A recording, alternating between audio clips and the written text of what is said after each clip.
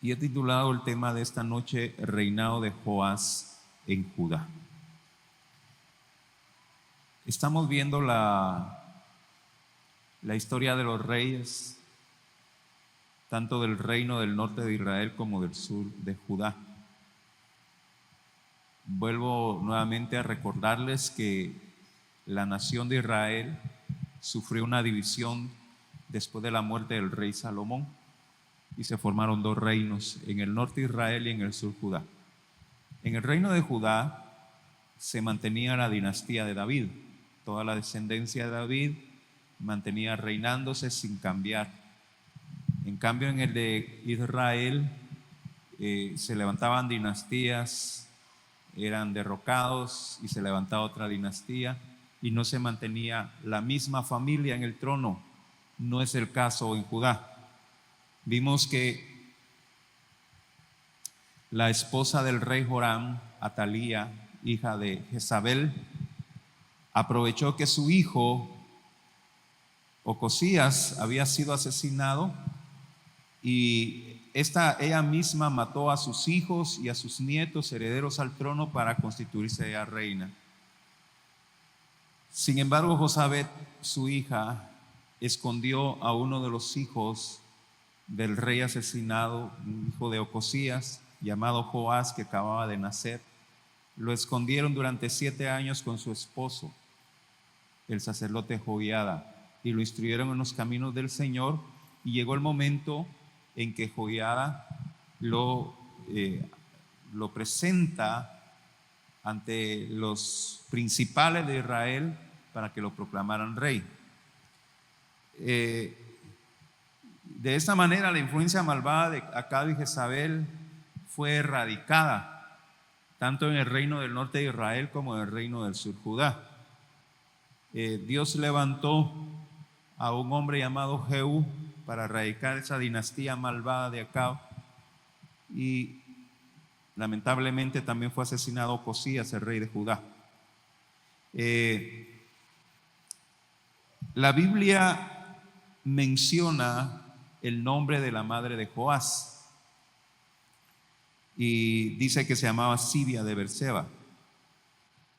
Y lo menciona, hermanos, porque es importante ver que en el caso de Ocosías, él no tomó como esposa a una mujer extranjera, sino que tomó como esposa a una mujer israelita que se llamaba precisamente Sibia de Berseba. Es muy posible que Sibia fue asesinada por Atalía cuando ella le arroja su locura de matar a todos sus hijos y nietos para quedarse con el trono. De manera que Joás crece como hijo del sumo sacerdote Joiada, que era el esposo de su tía Josabet. Después de 7 años, Joiada se propone ponerle fin a la tiranía de Atalía y toma alianza con los principales de Judá para coronar a Joás como rey legítimo. Posteriormente de la coronación de Joás, Atalía es asesinada. Ahora, lo que quisiera que viéramos en esta noche, hermanos, es que mientras Joás estuvo bajo la tutela del sacerdote Joiada, Joás hizo lo recto delante de los ojos de Jehová. Y eso lo recalca ahí la Biblia en el versículo 2 del capítulo 24 de Segunda de Crónicas que leímos. Dice: e hizo Joás lo recto ante los ojos de Jehová todos los días de Joiada el sacerdote. Es muy importante que tomemos eso en cuenta, porque más adelante vamos a ver una situación que se presentó. Mientras Joiada, el sumo sacerdote, instruía o dirigía o aconsejaba a Joás, Joás hizo lo recto delante de los ojos de Jehová. Esa relación posiblemente duró unos 25 años. Pero vamos a seguir leyendo del versículo 4 en adelante al 7. Segunda de Crónicas 24, versículo 4 al 7. Dice la bendita palabra del Señor: después de esto aconteció que Joás decidió restaurar la casa de Jehová y reunió a los sacerdotes y a los levitas y les dijo: salid por las ciudades de Judá y recoged dinero de todo Israel, para que cada año sea reparada la casa de vuestro Dios. Y vosotros poned diligencia en el asunto. Pero los levitas no pusieron diligencia, por lo cual el rey llamó al sumo sacerdote Joiada y le dijo: ¿por qué no has procurado que los levitas traigan de Judá y de Jerusalén la ofrenda que Moisés, siervo de Jehová, impuso a la congregación de Israel para el tabernáculo de testimonio? Porque la impía Atalía y sus hijos habían destruido la casa de Dios, además habían gastado en los ídolos todas las cosas consagradas de la casa de Jehová. Amén.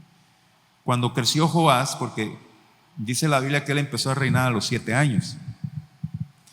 La manera de gobernar de los reyes es muy diferente de los presidentes. Un presidente necesita llenar ciertos requisitos, necesita tener ciertos estudios y también cierta edad.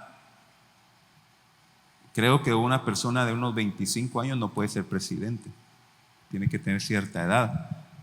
En el caso de los reyes no, porque los reyes no eran por estudios, sino que era por familia, por sangre. En este caso, Ocosías era el padre de Joás. Ocosías había sido asesinado y le correspondía reinar a uno de sus hijos. Quedando Joás el único hijo de Ocosías vivo, a él le correspondía el reino y no importaba la edad. En este caso, Joás tenía 7 años cuando empezó a reinar. Sin embargo, a esa edad Joás no tomaba decisiones, sino que era tutelado por el sacerdote Joiada, su tío político. Pero cuando ya Joás creció, cuando ya Joás tenía cierta edad y se consolidó en el trono, se propuso restaurar la casa de Dios. Amén. Porque la Biblia es clara en el versículo 7 cuando dice que Atalía y sus secuaces destruyeron la casa de Dios, vandalizaron la casa de Dios y tomaron los utensilios sagrados para dedicárselo a los ídolos inmundos. Y cuando Joás creció, pues él se preocupó por restaurar la casa de Dios. Y esto es bien interesante, hermanos. Es bien interesante, ¿sabe por qué? Porque cuando nosotros vemos la biografía de otros reyes, principalmente reyes que no tenían temor de Dios, su principal interés no era la casa de Dios, su principal interés no eran las cosas de Dios, su interés era hacer alianzas con otros pueblos. Recordemos que Josafat y Acab hicieron alianza y por eso casó Josafat a su hijo con la hija de Jezabel. Pero en este caso Joás no hizo alianza con Jehú, rey de Israel. Ya había sido erradicada la dinastía de Acab y Jezabel, y Jehú reinaba en Israel y Joás reinaba en Judá, y Joás no le interesaba hacer alianzas con Jehú, rey de Israel. Tampoco, hermanos, le interesaba reforzar la seguridad del país, como hicieron otros reyes que no tenían temor de Dios. Tampoco le interesaba levantar fortalezas, mejorar el ejército, mejorar el comercio, la economía. Obviamente Joás tuvo que ver esos asuntos, pero el principal interés de Joás fue restaurar la casa de Dios. Y es muy interesante, porque ese fue el interés de los reyes piadosos en Judá. Cuando vemos a los reyes temerosos de Dios, ellos siempre estuvieron interesados en restaurar el culto a Jehová. David lo hizo.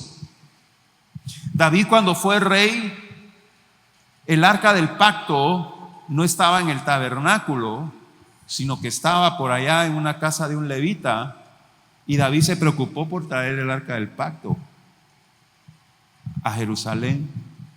David se interesó por construir la casa de Dios, pero Dios no se lo permitió y dejó a cargo a su hijo Salomón. Asa fue otro rey que se interesó por restaurar el culto a Jehová e interesarse por la casa de Dios. Otro rey fue Josafat. De manera, hermanos, que los reyes temerosos de Dios, su interés era restaurar el culto a Jehová. En cambio, los reyes que no tenían temor de Dios tenían otros intereses. Tenían otros intereses de esta tierra: la economía, las alianzas, la política, incluso los placeres.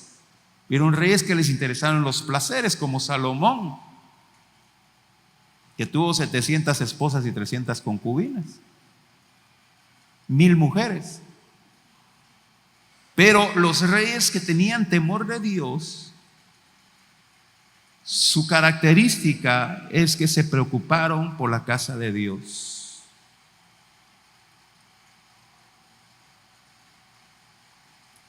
Hoy día, hermanos, son muy pocas las personas, o mejor dicho, son muy pocos los cristianos que estén dispuestos en invertir, en colaborar, en gastar en las cosas de Dios. Estamos más interesados en gastar cosas de este mundo, ¿verdad?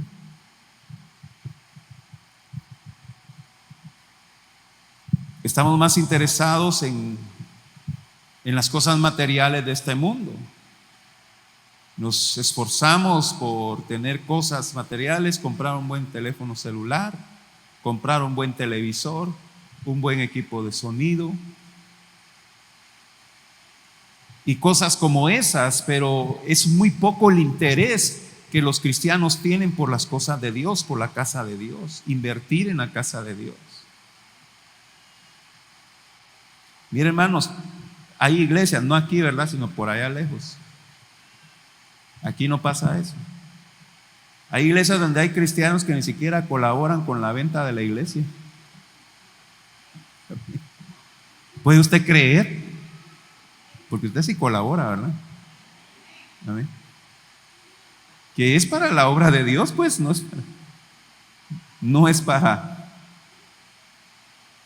otra cosa, sino para la obra de Dios. No pueden comprar una tortilla con carne, ¿no? Pero sí se van a la tienda a comprar su Coca-Cola y su... Pero eso no pasa aquí, es por allá, hermanos, aquí no. Amén. ¿Cuántos dicen gloria a Dios?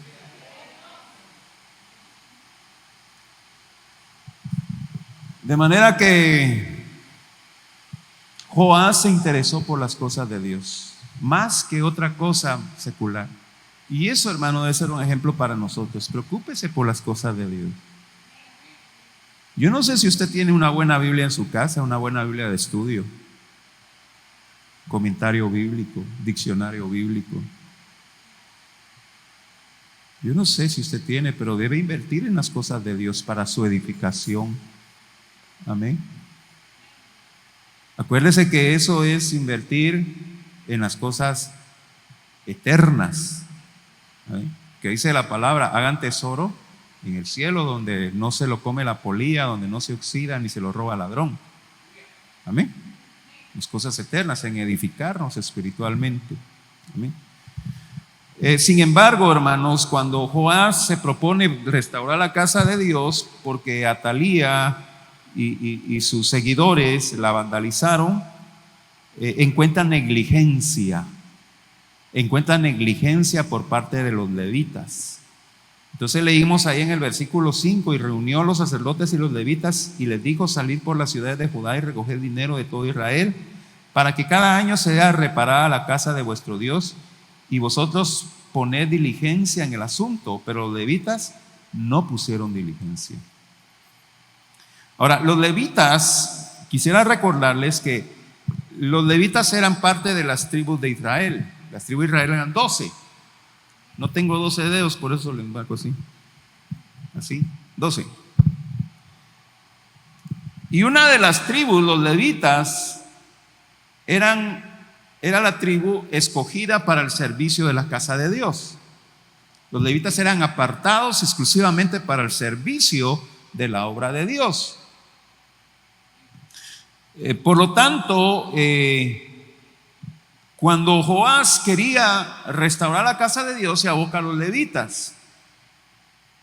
Pero el problema es que mientras Atalía reinaba, ella no se interesó, ella no quería nada que ver con Dios y cerró el templo. De manera que los levitas que estaban dedicados al servicio de la obra de Dios tuvieron que dedicarse a otra cosa para sostenerse. Ellos fueron y vieron qué hacían. Dedicaron a otras cosas para subsistir. Y cuando Joás quiere restaurar el culto a Dios, pues ellos estaban distraídos en otras cosas. No estaban concentrados en servir a Dios en las cosas del templo. Su prioridad ahora estaba concentrada en las labores cotidianas. Y ese es un peligro, hermanos. Cuando nosotros descuidamos nuestra vida espiritual por atender cosas seculares, sucede lo que le pasó al templo de Jehová en tiempo de Atalía. Se deteriora nuestra vida espiritual, se deteriora nuestra comunión con Dios. Y eso va a una degradación poco a poco, hasta llega el momento en que perdemos total interés de buscarle a Dios. No podemos descuidar, hermanos, nuestra vida espiritual. Debemos siempre estar interesados en las cosas de Dios. Ahora, en la ley, recordemos que en el tiempo de Joás ellos estaban viviendo bajo la ley. Y en la ley Dios había establecido una ofrenda, vamos a llamarlo una ofrenda, pero es como un impuesto obligatorio que servía para atender las reparaciones del templo. En Éxodo 40, versículo 14 al 16, les voy a leer rápidamente esa ley. Todo el que sea contado de 20 años arriba dará la ofrenda a Jehová. Ni el rico aumentará, ni el pobre disminuirá del medio ciclo. Cuando dieren la ofrenda a Jehová para hacer expiación por vuestra persona, y tomarán de los hijos de Israel el dinero de las expiaciones y lo darás para el servicio del tabernáculo de reunión, y será por memoria de los hijos de Israel delante de Jehová para hacer expiación por vuestras personas. Entonces había una ofrenda que se tenía que dar. Cada israelita tenía la obligación de dar esa ofrenda, y esa ofrenda servía para cubrir los gastos del templo, las reparaciones, los arreglos y todo lo que conllevaba el mantenimiento del templo. Se utilizaba esa ofrenda que estaban obligados los israelitas a darlos. Ahora, en la ley pues era una obligación, pero ahora, hermano, nosotros presentamos nuestras ofrendas, nuestras contribuciones para el mantenimiento de la casa de Dios voluntariamente y con gusto, ¿verdad? Ya eso ahora ya no es una ley, ¿verdad? Si bien es cierto, nosotros en la iglesia pues motivamos las ofrendas. Sí le debemos de motivar, porque eso lo vamos a ver ahorita más adelante, para que se despierte el interés en ustedes de invertir en la casa de Dios. A propósito de invertir, hermano, ya va llegando el tiempo que tenemos que cambiar nuestras sillas. Es decir, sillas ya están viejitas, ya necesitan cambio y necesitamos comprar unas bonitas sillas, ¿verdad, hermanos? Vaya, ya usted dijo amén. Pero el problema, hermanos, es que los levitas fueron negligentes. No se esforzaron en la orden del rey de reparar la casa de Dios. Entonces el rey Joás manda a llamar al sumo sacerdote Joiada y le dice: miren, pónganse las pilas, porque necesitamos restaurar la casa de Dios. Vamos a leer el versículo 8, 9 y 10. Mandó pues el rey que hiciesen un arca, la cual pusieron fuera a la puerta de la casa de Jehová, e hicieron pregonar en Judá y en Jerusalén que trajesen a Jehová la ofrenda que Moisés, siervo de Dios, había impuesto a Israel en el desierto. Y todos los jefes y todo el pueblo se gozaron. Miren qué bonito. Y trajeron ofrendas y las echaron en el arca hasta llenarlas. Entonces, cuando el rey comenzó a motivar a la gente para traer la ofrenda, que esa ofrenda era obligatoria, ¿verdad? Cuando el rey comenzó a motivar a la gente para traer esa ofrenda obligatoria, la congregación, el pueblo comenzó a ofrendar. Pero miren lo interesante, hermanos, que a pesar de que era una ofrenda obligatoria, dice la Biblia que lo hicieron con gozo y de buena voluntad. Lo hicieron con alegría. Eso es lo que decíamos la otra vez. ¿Cuándo nosotros aquí en Guatemala vamos a ir a pagar nuestros impuestos con alegría, ¿verdad? Hay que pagar el ISR, el UCI, el IVA. Y no va a llegar usted al banco, ay, qué alegre, voy a pagar mi impuesto, ay, qué felicidad. Pero en este caso ellos, a pesar de que era una ofrenda obligatoria, ellos lo daban con amor, con gozo. Ahora, aquí hay un punto muy importante, hermanos, que tenemos que considerar. Para que la obra de Dios pueda sostenerse, se necesita que la congregación ofrende. Amén.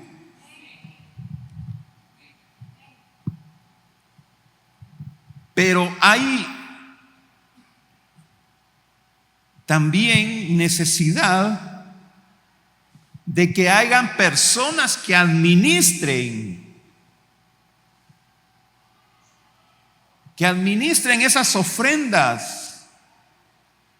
Es necesario que hayan personas que administren el mantenimiento de la casa de Dios.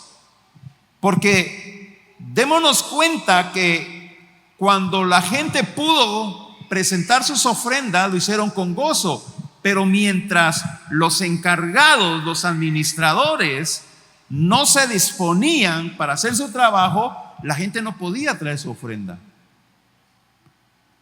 O sea, es necesario que la congregación ofrende y lo haga con gozo, pero también es necesario que hayan personas que administren, que coordinen las recolecciones y las reparaciones, que lo hagan de manera voluntaria y con gozo.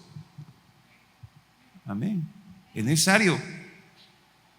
Y sabe, hermano, que estos privilegios, podríamos llamarle, son bíblicos y son parte de los dones espirituales. En la iglesia se le considera el cuerpo de Cristo. Y en la iglesia hay diferentes funciones. Y quisiera que leyéramos 1 Corintios 12, 28. Porque miren, hermanos, ese texto tiene ahí un detalle muy importante. Entonces me ponen ahí 1 Corintios 12, 28. Por favor, Luis. ¿Hay alguien en la compu? 1 Corintios 12, 28, por favor. Bueno, ¿lo tiene usted en su Biblia? Se durmió el de la compu. ¿Lo tiene en su Biblia? Y aún nos puso Dios en la iglesia, primeramente apóstoles, luego profetas, lo tercero maestros, luego los que hacen milagros, después los que sanan, los que ayudan, los que ofrendan, ¿verdad? Los que administran las ofrendas, ¿verdad? Y los que tienen don de lenguas. Es interesante que en este texto, hermanos,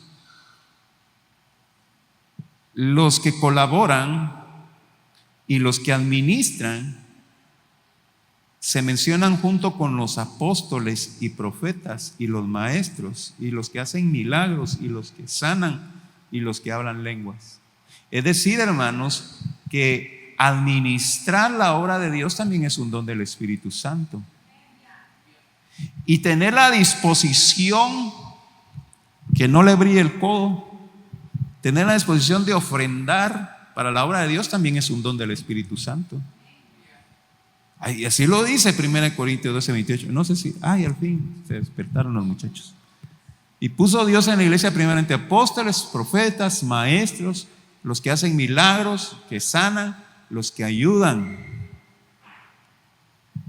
los que administran, los que tienen don de lenguas. De manera que cuando en la congregación hay personas dispuestas a servir en la administración de los bienes, y que haya personas también dispuestas a servir en el mantenimiento de la casa de Dios, entonces la congregación va a poder traer sus ofrendas con alegría. Amén.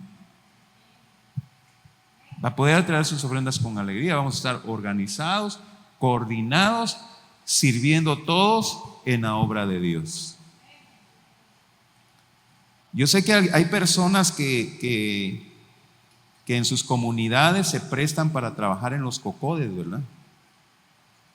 El presidente, secretario, tesorero. Y regularmente esos trabajos se hacen ad honorem, o sea, no cobran por esa labor, por trabajar en el cocode. Regularmente. Pues con esa misma disposición debemos de disponernos a servir en la casa de Dios. Amén. Sabiendo, hermanos, que dice la Biblia que si nosotros damos un vaso de agua, Dios lo va a recompensar. O sea, no sirvamos con el interés de que Dios nos bendiga, sino que sirvamos por amor, ¿verdad? Pero aún así Dios lo va a bendecir. Amén. Pero vamos rápidamente, hermanos, porque se nos va el tiempo. Vamos a leer 2 Crónicas 24:17. Primero lo vamos a leer en la Reina Valera y después les voy a leer 2 Crónicas 24:17 en la Biblia Nueva Traducción Viviente para que podamos entenderlo mejor. Entonces en la Reina Valera 2 Corintios 24:17 dice: muerto Joiada,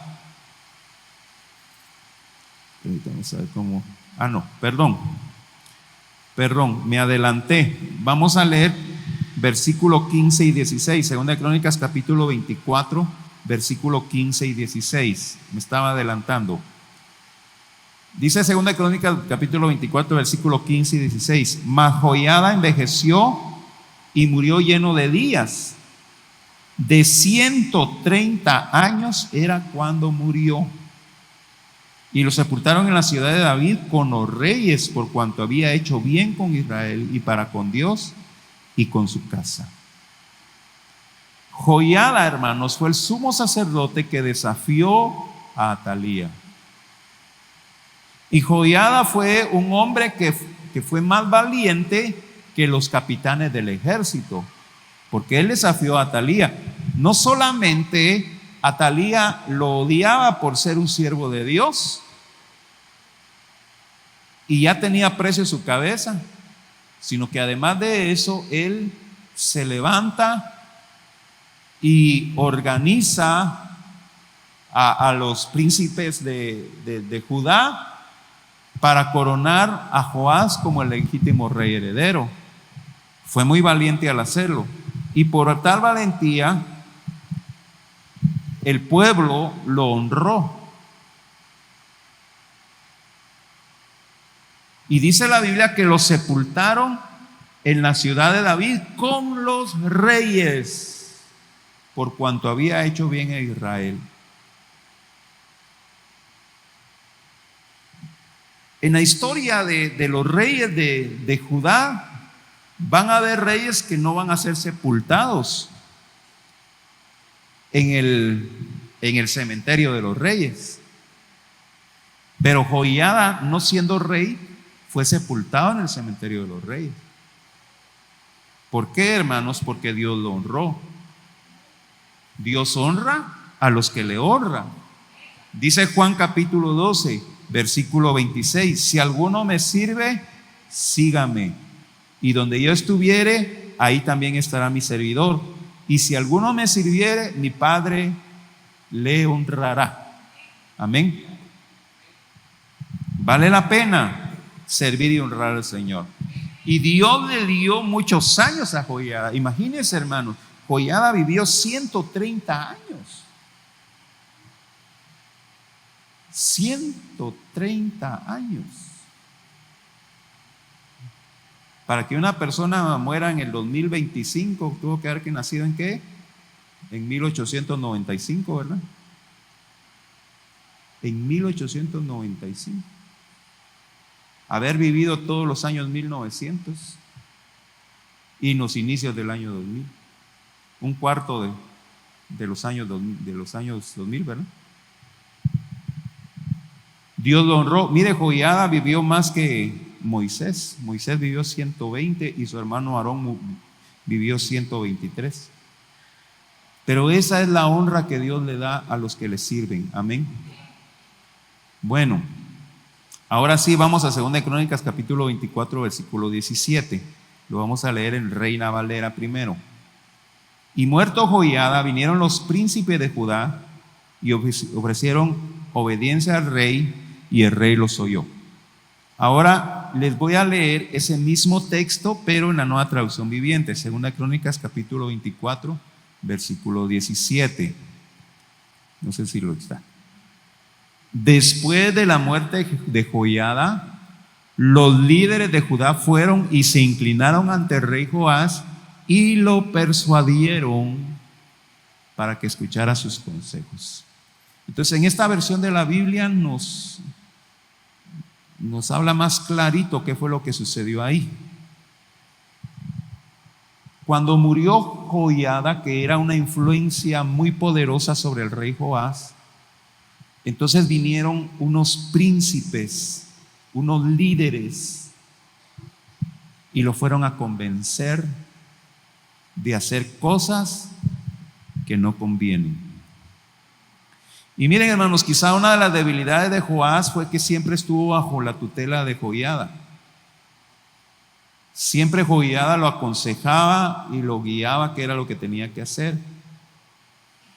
Y pareciera que entonces Joás no formó muy bien su criterio. Joiada no tenía muy firmes sus convicciones. Porque cuando vinieron estos príncipes y le empezaron a dar consejos y le empezaron a convencerlo de hacer cosas que no le había enseñado el sumo sacerdote Joiada, lo convencieron fácilmente. Por eso, miren, hermanos, son necesarias las dificultades en nuestra vida. Y también es necesario que nosotros las afrontemos. ¿Por qué? Porque enfrentar nosotros las dificultades va a formar nuestro carácter y va a cimentar nuestras convicciones. Por eso dice Romanos capítulo 8, versículo 28, los que aman a Dios, todas las cosas les ayudan a bien. Es decir, las dificultades para el cristiano no es para derrotarlo. Las dificultades para el cristiano es para fortalecerlo.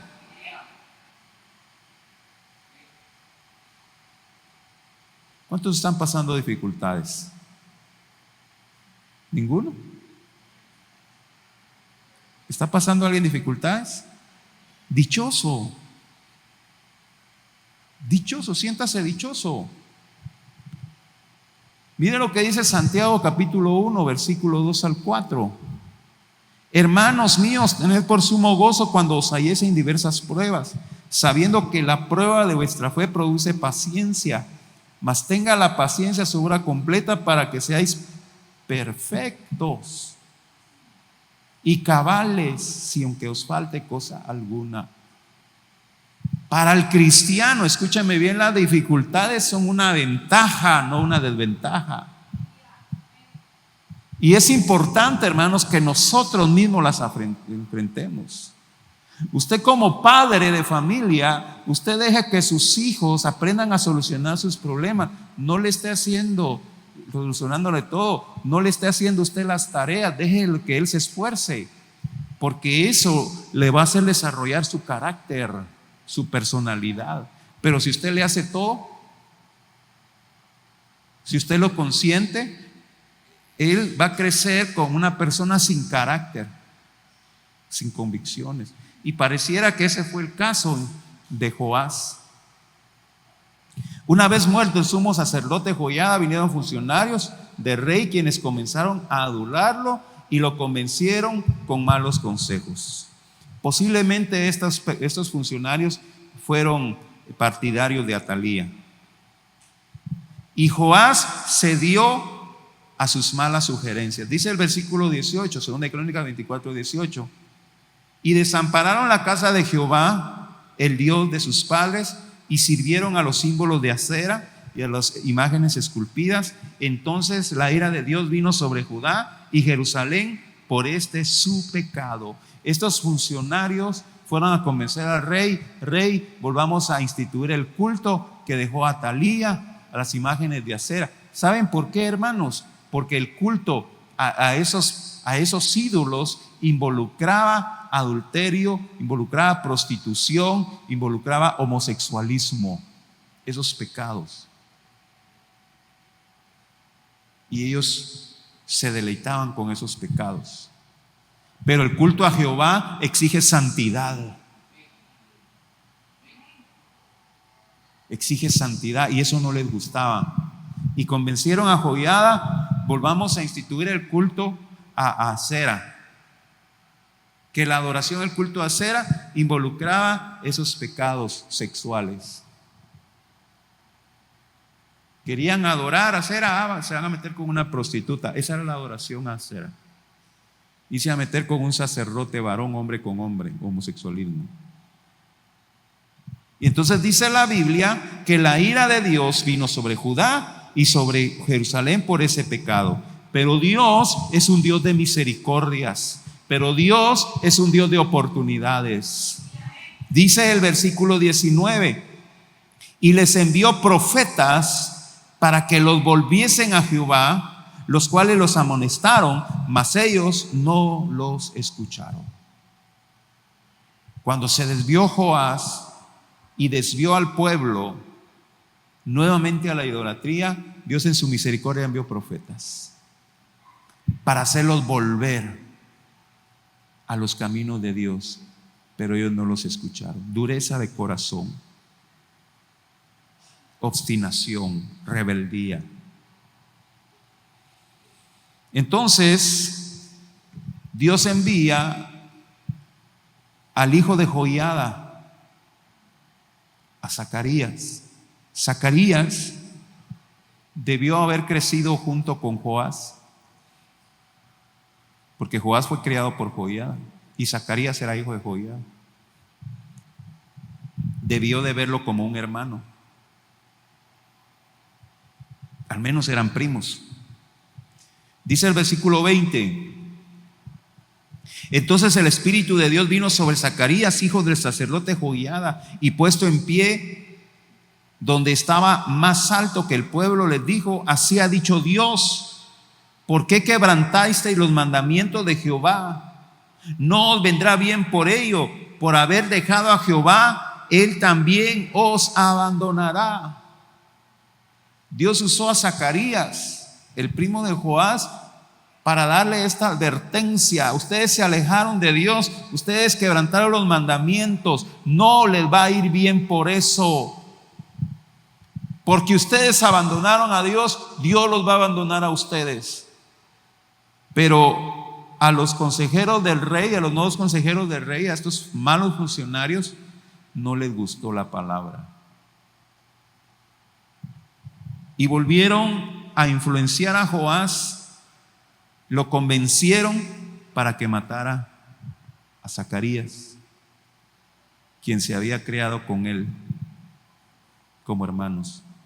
Dice el versículo 21 y 22: pero ellos hicieron conspiración contra él, por mandato del rey lo apedrearon hasta matarlo en el patio de la casa de Jehová. Así el rey Joás no se acordó de la misericordia que Joiada, padre de Zacarías, había hecho con él.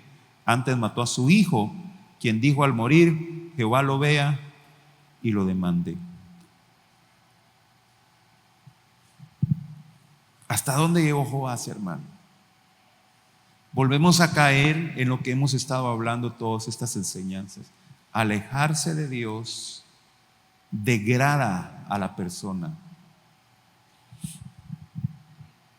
Alejarse de Dios nos da una mente reprobada. se endurece el corazón, los valores morales se pierden, la sensibilidad, todos esos valores, buenos valores del alma se pierden, y Joás manda a matar a su primo Zacarías. Jesús menciona este acontecimiento cuando reprende a los fariseos y a los intérpretes de la ley. En Lucas 11:51 Jesús lo menciona. Joás se dio a la influencia malvada y tomó malas decisiones que le traerán duras consecuencias. Rápidamente, porque el tiempo se nos está yendo, vamos al versículo 24, 23 y versículo 24.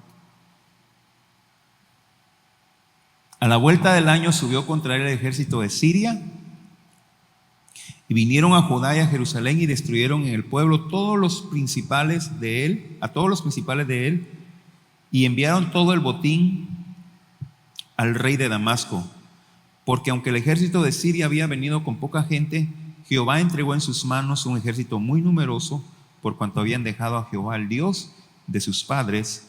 Así ejecutaron juicios contra Joás. El texto se explica solo. La maldad de Joás lo alcanzó. Todos los funcionarios malvados fueron asesinados por Hazael, rey de Siria. Hazael fue ungido por Eliseo como rey de Siria. Tomó las riquezas y mató a los funcionarios. Y la Biblia dice, y da un detalle muy importante: los soldados sirios eran pocos comparados con el numeroso ejército de Judá, pero aún así los pocos soldados sirios derrotaron al ejército de Judá. ¿Por qué, hermanos? Porque la Biblia dice que Dios no estaba con ellos. Si los soldados de Judá habían tenido éxito en otras batallas, es porque Dios peleaba por ellos. Es porque Dios les daba la victoria y Él derrotaba a sus enemigos.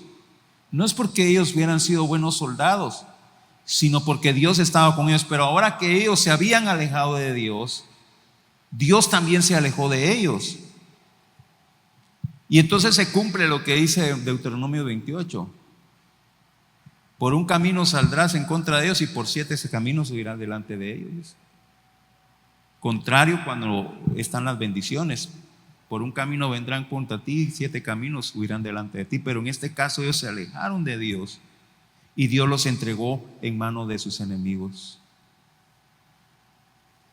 Los funcionarios malvados fueron asesinados, se robaron todas sus riquezas, porque la Biblia dice que la paga del pecado es la muerte. Romanos 6:23.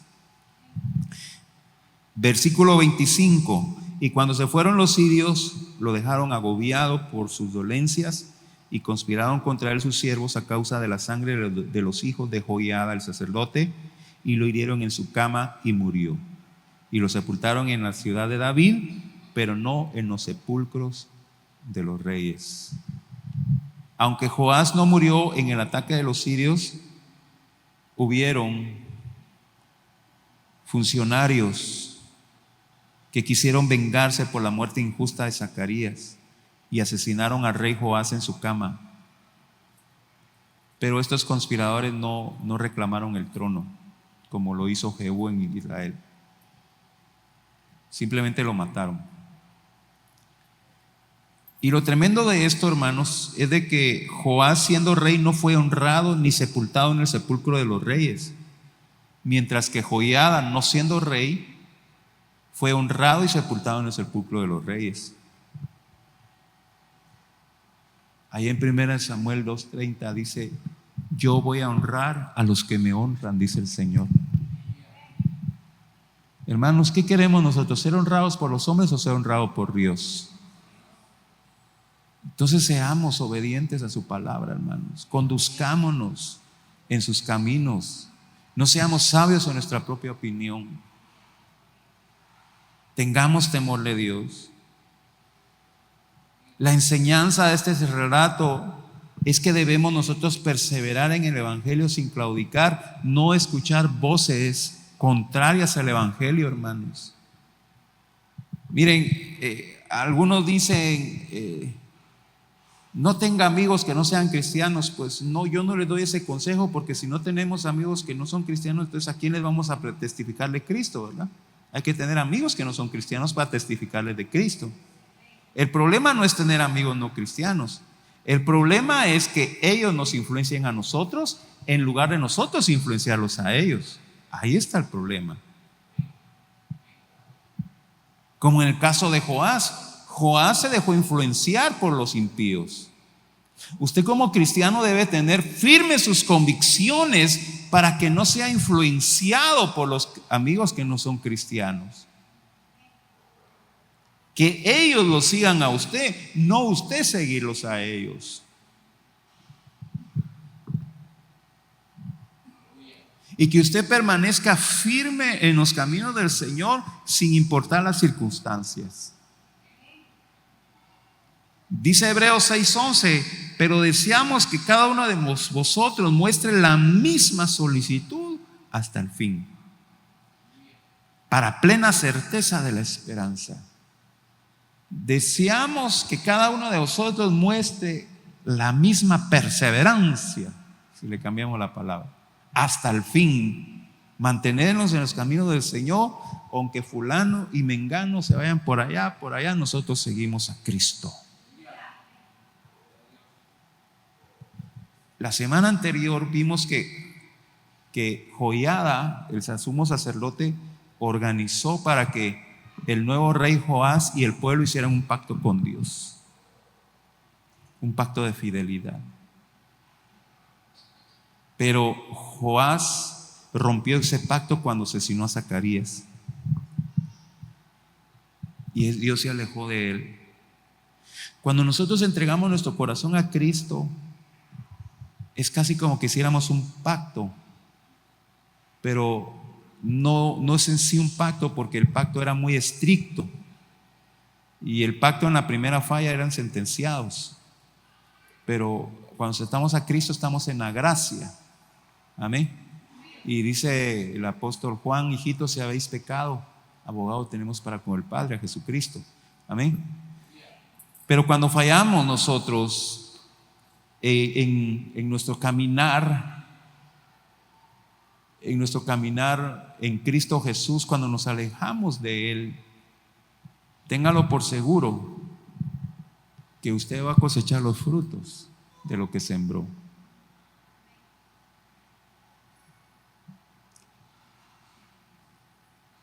¿Usted se acuerda de Gálatas 6:7?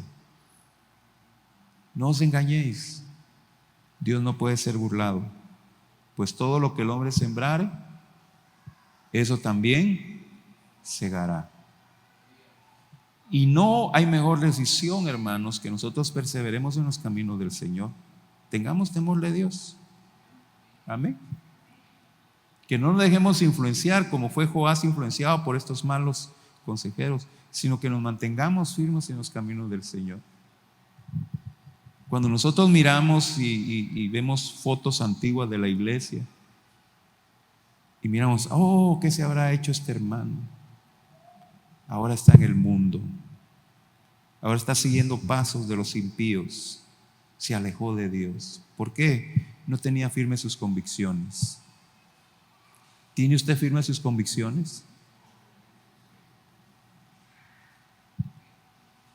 ¿Lo convencen fácilmente a hacer cosas que no convienen? Es que si no agrado a estas personas, va a correr riesgo mi trabajo, mi negocio, mis estudios. No importa, hermanos. Quizá ahora usted puede perder algo, pero la ganancia que Dios le va a dar más adelante va a ser mucho mayor. Yo no sé si usted lo cree. ¿Por qué? Porque Dios honra a los que le honran. Quizá por sus convicciones y su fe ahora usted pierda un poco, pero esa pérdida que usted va a tener va a ser una inversión, porque Dios se lo va a recompensar con creces. No vale la pena, hermanos, darle la espalda a Dios por agradar a los hombres. Vale la pena agradar a Dios, porque ahí hay bendición y hay vida eterna. ¿Cuántos dicen gloria a Dios el Señor? Amén.